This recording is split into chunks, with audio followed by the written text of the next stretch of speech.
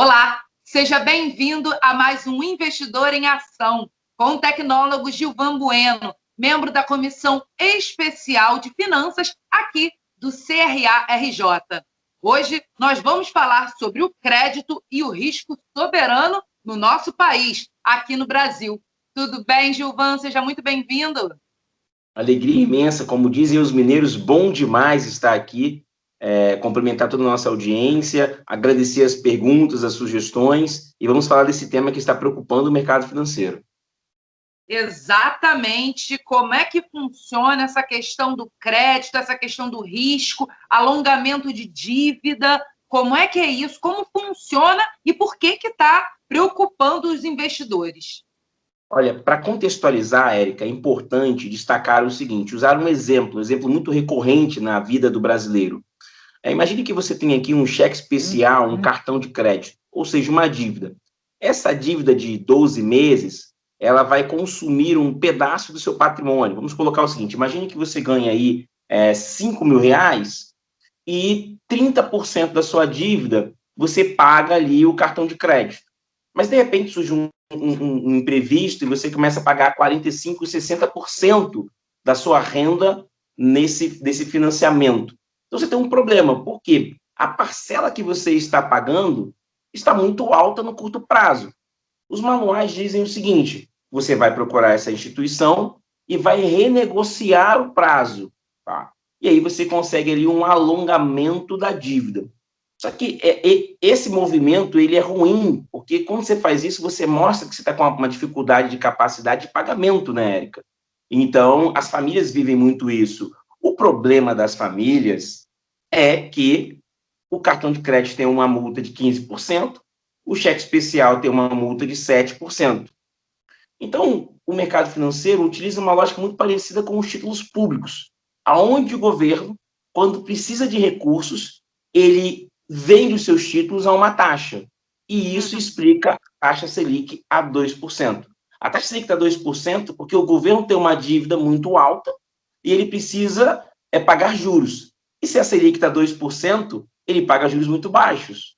E aí, essa é a explicação. Por isso que o governo tem o que nós chamamos, Érica, de risco soberano, porque ele tem a dívida, ele emite o dinheiro, ele determina a taxa de juros.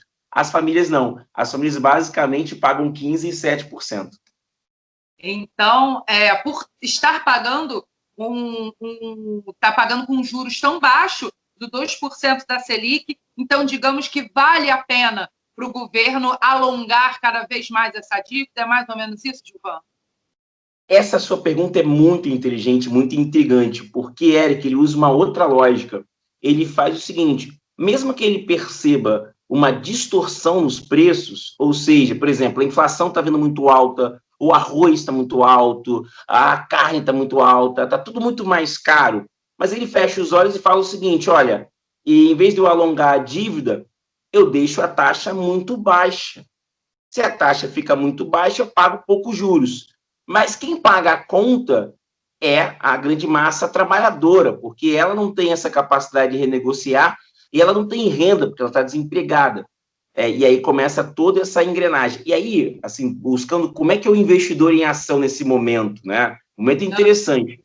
Dentro desse cenário, Érica, tem dois instrumentos, tem dois produtos que ganham muita volatilidade, muita variação. São os títulos públicos do Tesouro Direto e são as variações atreladas ao dólar. Porque quando o investidor enxerga que o Brasil tem uma dívida vencendo muito alta no curto prazo, o dólar dispara. E os juros, a taxa futura também. Então, para quem utiliza o Tesouro Direto, aquela plataforma de títulos públicos, os títulos pré-fixados, eles tiveram uma alta muito forte dentro desse cenário. E o câmbio, para quem tenta aproveitar essa distorção, esse acontecimento todo, o câmbio ele acaba tendo ali uma forte valorização. O desafio, Eric, é o seguinte, qual é o tempo disso? Nós não sabemos, mas no cenário de curtíssimo prazo, os títulos públicos do Tesouro Direto pré-fixados começam a cobrar mais rentabilidade, e a lógica aqui, Eric, é incrível, porque ele cobra mais rentabilidade, porque ele olha o seguinte, ó, você tem mais risco. Eu não quero mais 5%, agora eu quero 7% ao ano para comprar sua dívida. Porque o investidor, na verdade, Eric, ele compra a dívida. Então, se ele enxerga que o governo tem uma dificuldade de pagamento, ele fala o seguinte: você tem pagamento? Está difícil? Agora eu quero 8% ao ano para te emprestar dinheiro. Então, o investidor aproveita, assim, nós não estamos aqui recomendando investimento, nós estamos aqui fazendo um trabalho muito educacional de tentar capturar e ser didático para quem está começando a investir. Por quê? De um lado, Érica, tem alguém ganhando, mas de outro lado, tem alguém perdendo. Então, a pessoa precisa entender isso. E como é que, quando a gente fala curto prazo, né? Curto prazo, para mim, é semana que vem. Para o investidor, como é que é isso? Como é que é essa questão? Como é que a gente fala nessa questão curto prazo? A dívida de curto prazo é de quanto tempo? Como é que é isso? Poxa, mais uma vez, acho que você abriu aqui mais uma janela de oportunidade boa para a gente explicar. Né? A dívida de 12 meses é o que preocupa. A gente sempre olha, por que 12 meses? Porque 12 meses é um ano fiscal. Né? É um exercício fiscal, contabilmente falando, é um cenário de curto prazo. Você tem ali um curtíssimo prazo, que são 6 meses, mas 12 meses seria uma janela de curto prazo. Né? Então, normalmente, esse alongamento da dívida vai ser entre 24 e 36 meses, que vai ser ali um médio prazo. E acima de 36 meses você já enxerga ali que é um cenário de longo prazo, médio e longo prazo. Por exemplo, os financiamentos de 10 anos, né, de 120 meses, 240 meses, que são 20 anos. Então, ali você tem um cenário assim, acho que 10 anos você já começa a olhar o cenário de longo prazo. O governo tem o seguinte, Érica, só recapitulando um conceito técnico. Como é que, quando eu quero um empréstimo, eu vou no banco e apresento o meu contra-cheque. O banco avalia o meu contra-cheque e fala, olha, você tem capacidade de pagamento. Como é que um país apresenta o seu contra-cheque? É o PIB, é o Produto Interno Bruto, mostra ali quanto esse país está gerando de exportação, de importação, como é que ele está pagando sua dívida. Então, o trabalho aqui dos investidores é analisar o PIB do Brasil. Então, quanto do PIB o Brasil deve no curto prazo? 18%. Então, num cenário de 12 meses, o Brasil tem que comprometer 18% do seu PIB? Sim, isso é estranho, está muito alto, hein? Érica, essa dívida de 12 meses vencendo com mais de 18% do PIB não acontecia desde 2005.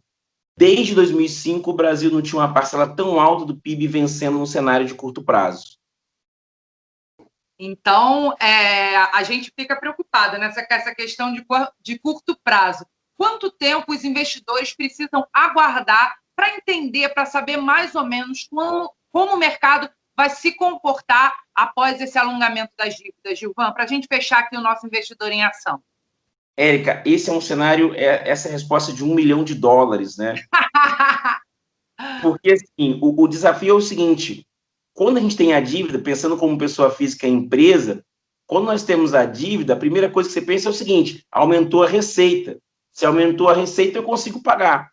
Então, o investidor tem que olhar o seguinte, o desemprego está descendo? Tá, então está melhorando. Os indicadores econômicos estão melhorando? Estão melhorando. Então, isso mostra que o governo vai ter maior capacidade de pagamento.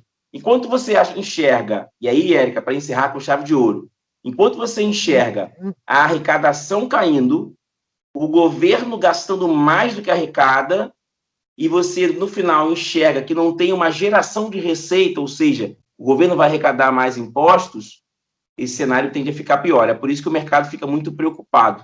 E aí fica muito claro o nosso desafio para 2021. É verdade, vamos aguardar. Bom, Gilvan, muito obrigada mais uma vez pela sua participação aqui no Investidor em Ação. Sempre um prazer conversar com você. Eu que agradeço, quero destacar que estou aqui em Curitiba, quero cumprimentar todos os curitibanos administradores. Em breve aí estaremos na sua cidade, quando voltar aqui da pandemia. Obrigado a você, a toda a produção e a minha comissão de finanças. Obrigado, até o próximo encontro. Obrigada. Bom, e vocês que acompanharam a gente até aqui, já sabe, toda semana um novo Investidor em Ação para você. Te espero no próximo programa. Tchau, tchau. Tchau, tchau.